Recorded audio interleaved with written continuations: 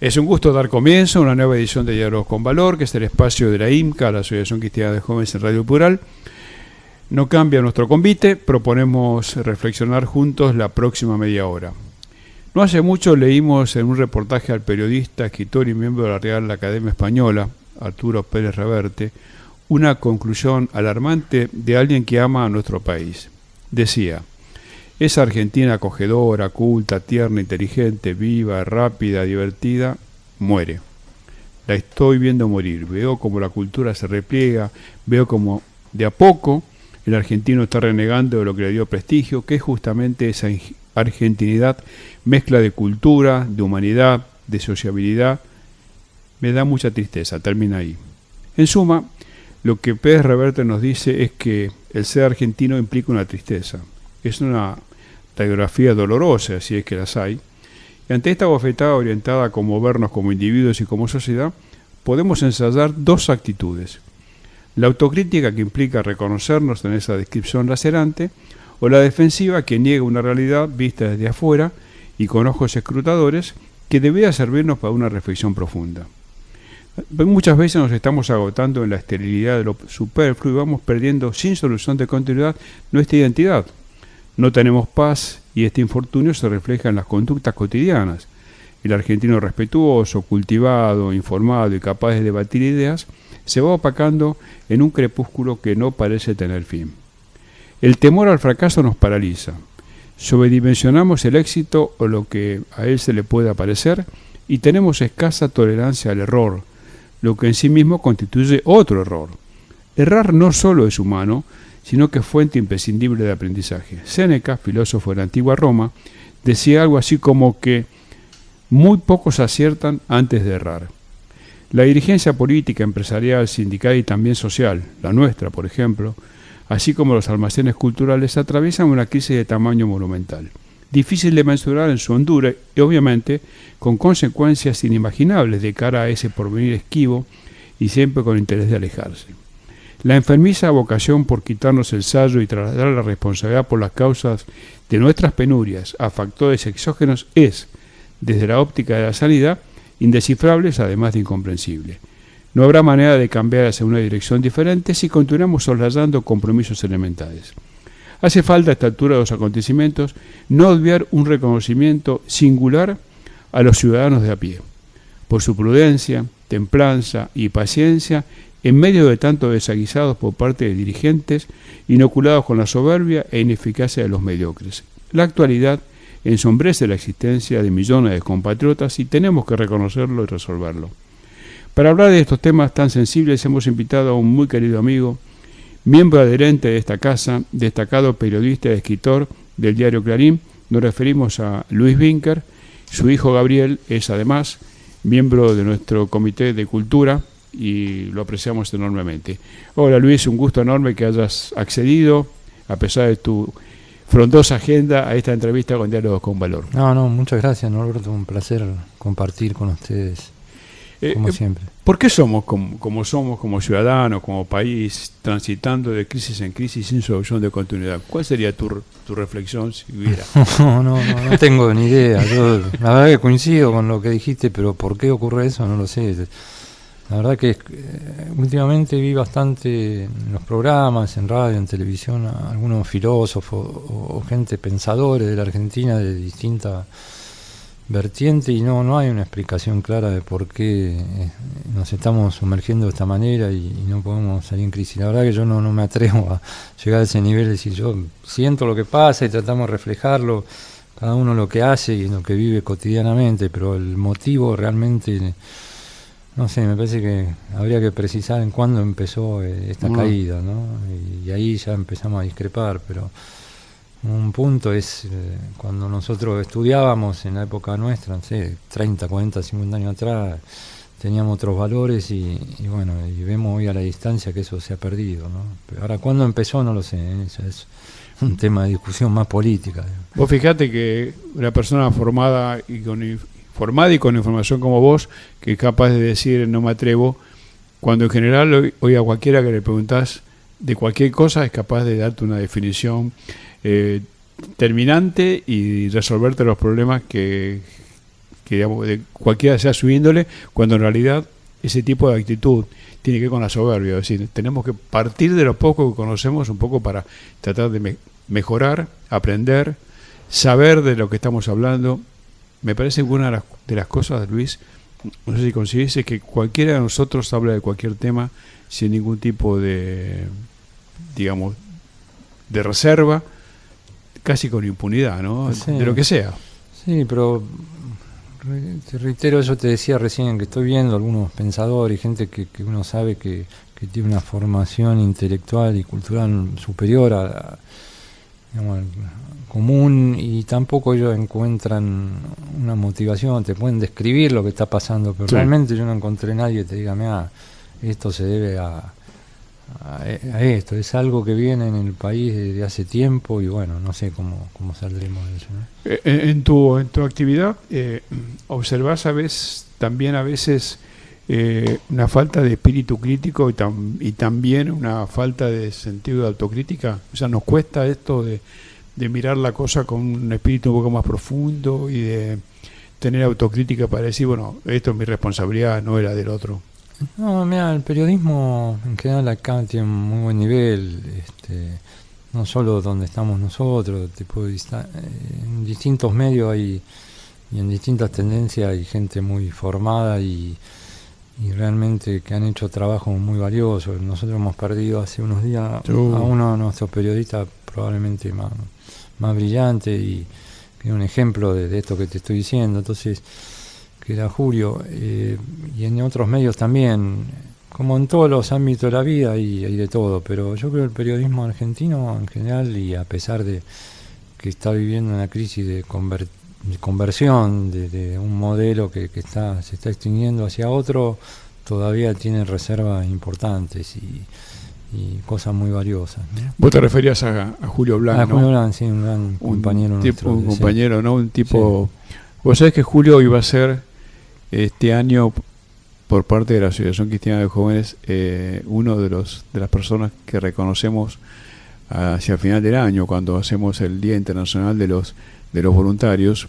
Él estaba nominado para eso. Desgraciadamente no se llegó, pero coincido con vos, un tipo que tenía además la característica de la fina ironía para sus crónicas, ¿no? Sí, un periodista profesional de primera línea, ¿no? La verdad que todavía estamos mucha tristeza eso, pero bueno, creo que igual el reconocimiento va a ser de parte de ustedes, ¿no? Sí, así es.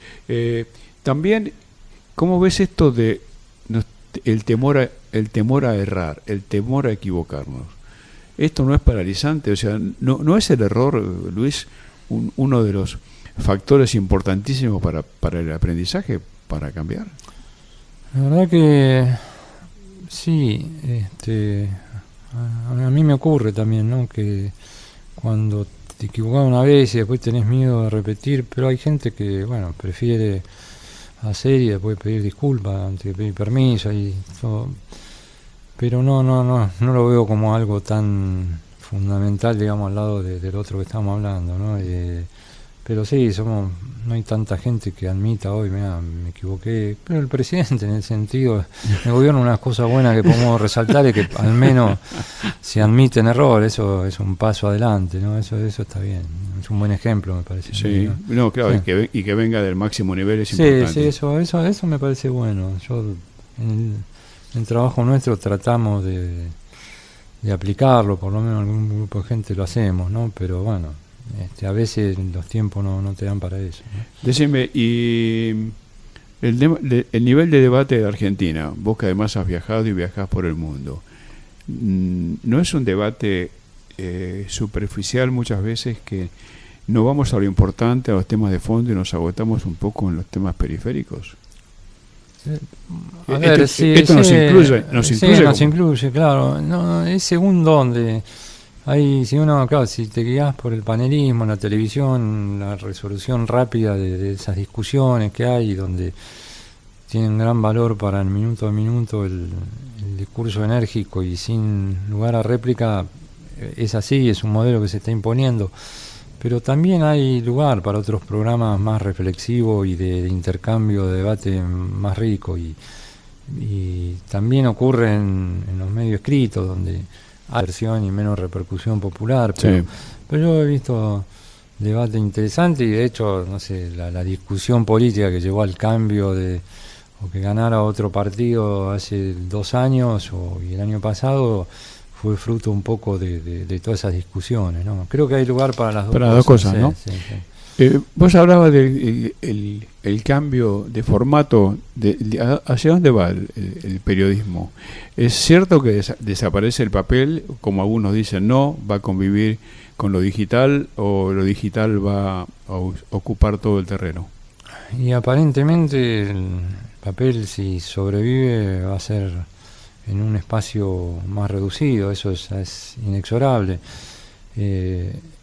¿A dónde va a terminar esto en un futuro más o menos inmediato? No se sabe, porque las personas que más conocen, estoy hablando de los grandes propietarios de medios, expertos en medios, lingüistas, periodistas reconocidos con mucha trayectoria, nadie ha dado un vaticinio muy, muy preciso y no se atreven a hacerlo, porque yo creo que se aceleró esa caída del papel en este último año y medio, sobre todo acá. En Estados Unidos ya venía de antes con el cierre de la mitad de los diarios, pero por otro lado los mismos medios se están reconvirtiendo, pero esa reconversión no se sabe hacia dónde apunta, es decir, todavía no se le encontró el sostén económico a eso, con lo cual hay un gran interrogante. Yo te digo, después de haber leído tanto sobre el tema en todo este tiempo y hay mucha bibliografía al respecto de la última década, la verdad que el futuro es una incógnita. ¿Sí, no? Sí, nosotros podemos tomar las predicciones que se hacían en los 90 y fueron totalmente pasadas por arriba. No quedó nada de cuando se empezó a hablar de todo esto y se hablaba de modelos que hoy ya parecen arqueológicos, ¿no? ¿Ah, sí? Sí, así que yo no... Sí me da la sensación que el tema del papel está sobre todo entre nosotros, una caída muy, muy fuerte, pero bueno, ahí confluyen temas económicos, industriales, el cambio tecnológico que estamos hablando, el modelo periodístico, hay muchas cosas juntas que están influyendo en eso y que hacen que el modelo de papel esté en un momento muy, muy difícil, pero por otro lado hay un espacio para la subsistencia y un grupo de gente que todavía lo aprecia, y yo creo que eso se puede mantener, ¿no? El otro día lo escuchaba de casualidad, yendo en el auto a La Nata, creo que fue la semana anterior, donde él decía algo así como que el papel en términos de periodismo de opinión iba a ser siempre superior al periodismo de opinión digital, y de la profundidad del análisis y demás. Como que lo digital a veces es tan rápido que a lo mejor no permitiría infiero, ¿no? Una profundidad en el contenido. Bueno, este año hubo 2 ejemplos muy importantes o hasta 3, te diría, a nivel internacional, de que el papel todavía conserva su valía. Uno lo tuvimos entre nosotros cuando La Nación difundió como primicia el tema de los cuadernos. Sí, eso surgió a partir de una investigación para el papel y desde el papel, y se reprodujo el papel. Después, a nivel internacional, digamos, las revelaciones que hubo en Estados Unidos, tanto el tema, y en Inglaterra, tanto el tema de Facebook y del mal uso de los archivos digitales, y posteriormente la revelación que hubo en estas últimas semanas sobre el gobierno de Trump, el impacto nació en papel. Claro. Con lo cual eso te da la esperanza de que todavía ese poder por lo menos en el tema de investigación, y yo creo que también el de opinión, como esto que decía la Nata, todavía se mantenga, ¿no? Sí, ¿no? Sí. Bueno, de hecho Clarín y Nación han hecho investigaciones sobre papel increíble. La Nación, por ejemplo, Alconada todo lo que ha hecho es en papel, ¿no? Y con datos muy, muy reveladores, ¿no? Sí, en el tema de opinión yo creo que ya se va, digamos, si bien leyendo el papel la opinión siempre uno le da un mayor valor, creo que ya hay necesidad de colocarlo también en digital y la gente lo sigue también. Lo sigue, ¿no? Sí. Especialmente determinado segmento etario, los chicos, la gente Sí, más joven. No, hay mucha gente que ya está pasando a leer únicamente el digital, ¿no? Ajá. Sí. Ujú. Y el tema de pagar por el contenido, ¿eso se va avanzando todavía? Sí, el New York Times es el que más progresó en eso, es el mejor modelo hasta el momento. Clarín arrancó con bastante fuerza y está tratando de explorar, la verdad que es necesario para mantener el negocio. Todavía no sé si es totalmente rentable, es muy nuevo eso. Pero es un choque cultural, porque la gente está acostumbrada ya a recibir en forma gratuita todo el contenido y bueno, pasar a pagar, pero tampoco los valores son prohibitivos, entonces yo creo que se va a encontrar un punto de equilibrio. De equilibrio, ¿no? Recordamos a la audiencia que estamos dialogando con Luis Vinca, nuestro invitado de hoy. Me impresionó la radiografía que hizo Pérez Reverte sobre el ser argentino. Lo leí en la revista Viva, que de hace pocas semanas, perdón, las revistas, sí, en la revista Viva. ¿No te llama la atención esa definición tan dura, o de alguna forma nos refleja como lo que somos? Sí, no, es muy respetable porque Pérez Reverte conoce bien el país y, a ver, el Tango de la Vieja Guardia que escribió él es un libro muy vinculado a cierto aspecto de la ciudad y su padre, además, quería mucho su padre. Y él venía mucho acá, digamos, y está muy informado y tiene mucho contacto acá, con lo cual es una visión que hay que tener en cuenta. El tema es que si nosotros tomamos la España de los últimos 40, 50 años, o la España post-franquista, digamos, y la Argentina de esos mismos años, España ha tenido crisis, tiene discusiones políticas violentas también y conflictos como este que tiene hoy con Barcelona, pero hay una distinta resolución y una estabilidad y una evolución como país que acá no vemos. Entonces yo creo que a ellos, digamos, siendo tan cercanos a nosotros por razones culturales, históricas, familiares y por tantas cosas, les resulta un poco sorpresivo que nos pase lo que nos pasa y que, bueno, que ellos no. Sí. Es llamativo. Ahora, ¿cómo ves desde tu perspectiva ciertas carencias que están marcadas, digamos, en varios ámbitos, ¿no? Sobre el tema educación, la salud, la ciencia, el empleo?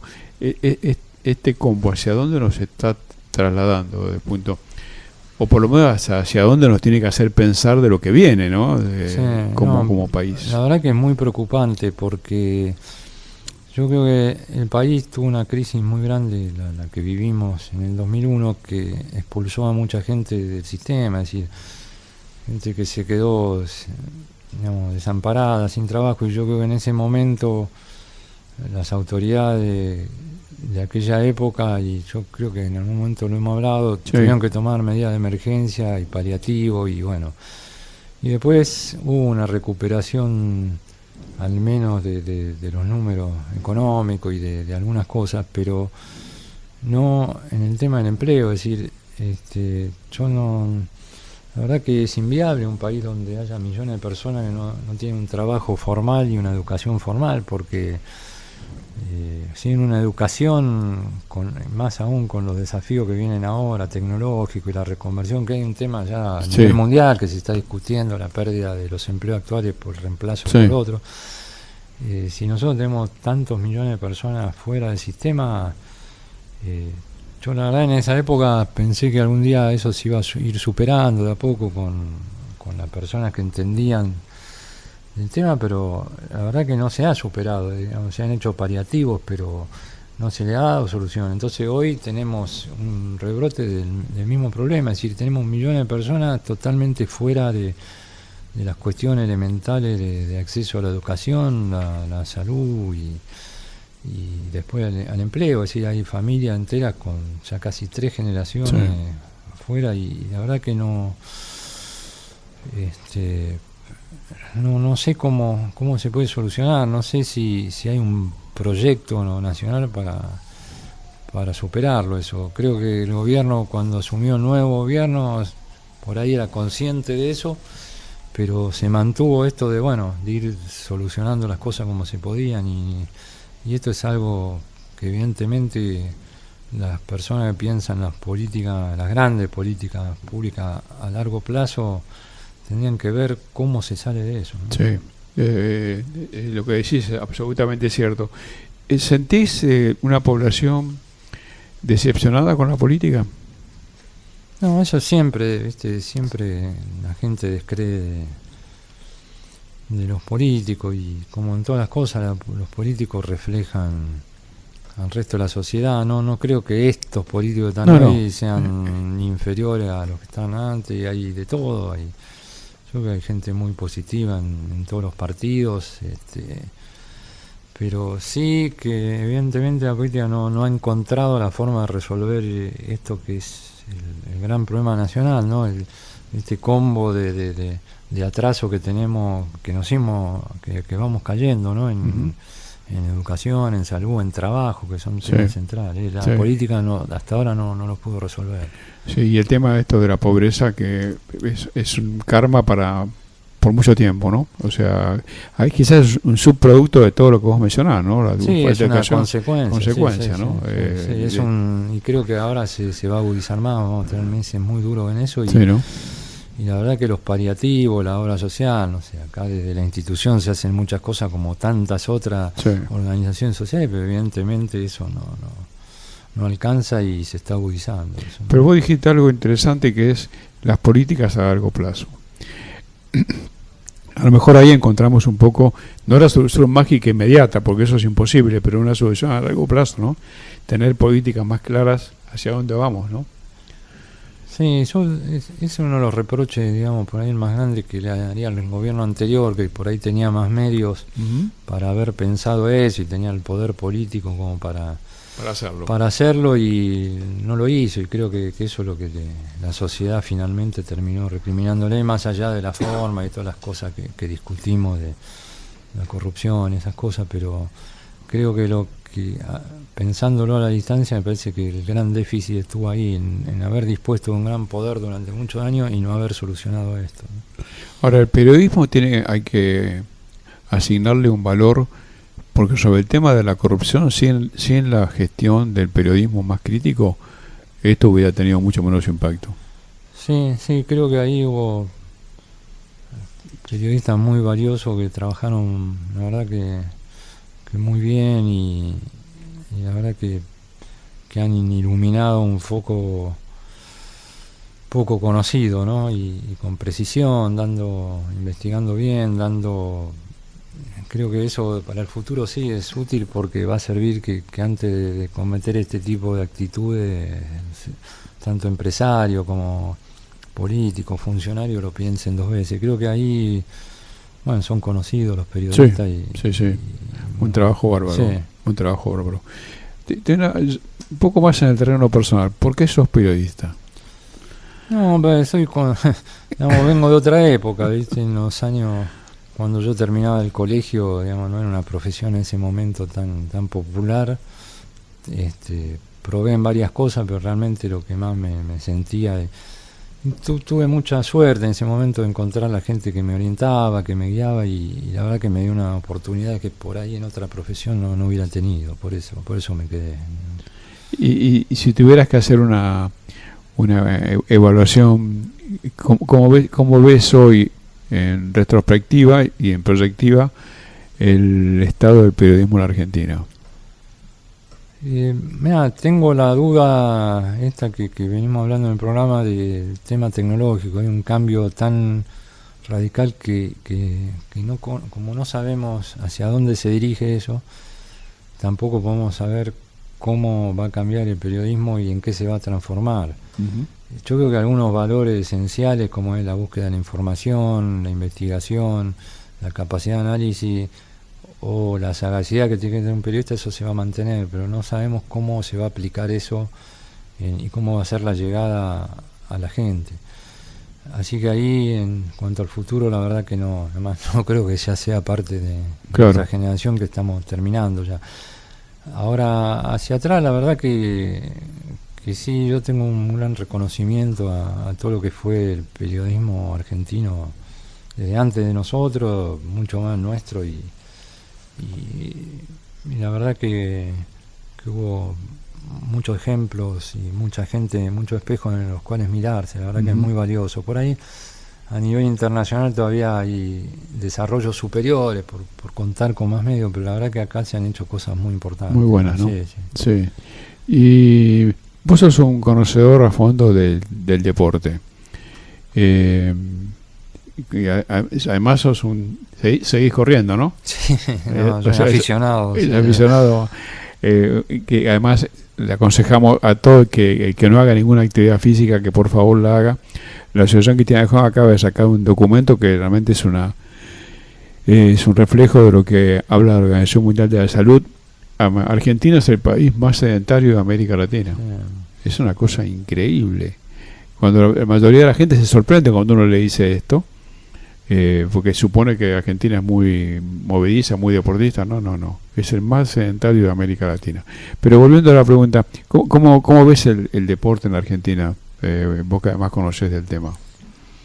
No lo veo, creo que no viene un momento, bueno, hemos disfrutado ahora en la última década de grandes deportistas de un nivel realmente increíble, y creo que los talentos deportivos en Argentina van a seguir saliendo. El tema que creo que la organización deportiva acá hoy está realmente mal, el nivel de la dirigencia, la verdad que es muy pobre.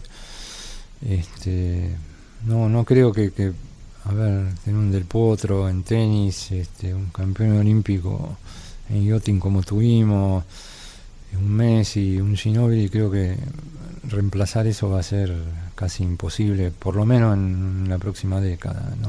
No creo que podamos mantener el ritmo a la par de otros países. Lo veo mal. No lo ves bien. No, veo una organización muy deficiente, muy atrasada. Sí, en casi todas las federaciones, no solamente en el fútbol, ¿no? No, bueno, el fútbol es un tema aparte siempre, porque es una industria, yo lo separaría. El resto sí veo una pobreza muy decepcionante. Sí. Hay organizaciones, no sé, federaciones con el básquetbol, que por lo menos han tratado de profesionalizarse y bueno, ahora tienen ese tipo de problemas, pero en general veo un gran atraso. Sí. Decime, vos sabés escudriñar también la realidad. Los jóvenes, ¿están con expectativas y esperanzas o los ves con cierto apego al desencanto? No, perdóname, pero me cuesta, digamos, soy de otra generación, ni siquiera los puedo entender. En el diario convivimos con chicos muy jóvenes y la verdad que muy bien, y tratamos de nutrirnos. Yo cuando estaba en La Razón siempre tratamos de ir renovándonos con camadas mucho más jóvenes, y la verdad que siempre funcionó esa combinación entre algunos que teníamos un poco más de experiencia con lo que aportaban los otros, pero lo hacíamos más para conocer la temática, inquietud y todo. Hoy me parece que generalizar es muy difícil, ¿viste? Es decir, y hay una gran diferencia, digamos, están los jóvenes, el grupo que cada vez es más reducido de los que han podido acceder al estudio y a una formación alta, y tiene que ver con las oportunidades que han tenido cada uno, ¿no? Y hay mucha diferencia muy social, muy marcada, y eso es muy duro. La Razón, ¿qué te significó haber terminado? Yo dejé que terminó muy bien, por otra parte. Yo dejé un tiempo antes. Yo me fui hace 2 años, después a fin de año, digamos, con esta idea de ir desactivando todo que es papel, se sacó. Para mí fue una alegría muy grande, fueron los mejores momentos, digamos, los que más disfruté, y hicimos cosas muy valiosas, la verdad que un gran recuerdo, y todas las generaciones que pasaron por ahí, planté gente muy buena. Hoy en Clarín muchísimos editores y gente con responsabilidad muy importante empezó ahí, con lo cual también es una satisfacción. No, fue un trabajo, la verdad que no quiero tener mucha nostalgia de eso, porque fue hace poco, ¿viste? Pero además lo decimos nosotros que fuimos siguiendo el desarrollo de esta actividad y fue espectacular. Cómo Sí. creció La Razón, aquello que comenzamos del número 1 Sí. hasta el día de cierre, era un diario que daba gusto leerlo. ¿Cuándo se da gusto leerlo, Luis? Cuando vos lo reclamás. Sí. ¿Viste? Llegó la razón.